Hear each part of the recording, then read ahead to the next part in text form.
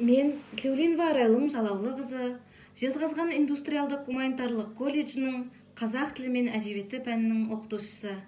Оқитын өлеңім Қадыр Мырзалиннің «Атқан кезде алқызыл ғаламаттан» өлеңі. Атқан кезде алқызыл ғаламаттан, сақта мені өсектен, балағаттан. Татулықтың бәрі де түсінуден, тыныштықтың бәрі де қанағаттан. Мен кепілмін бұл сөзді қоштарыңа, құлды құрып бас изеп қостарыңа. Бірде болтың еткенмен бірде сылтың, дос жетпейді деп ойла достарыңа.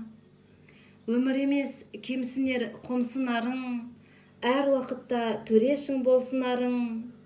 Шықпай жатса көңілден шықпай жатсын, керемет бір жандар де қоңсыларым.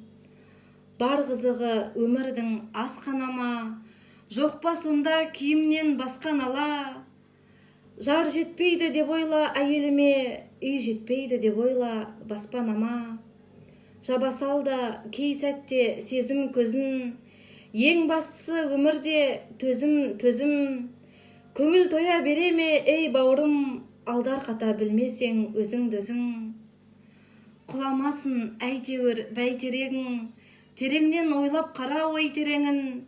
Шүкірдеңдер, бәріне шүкірдеңдер, жаманырақ болғанда қайтер едің.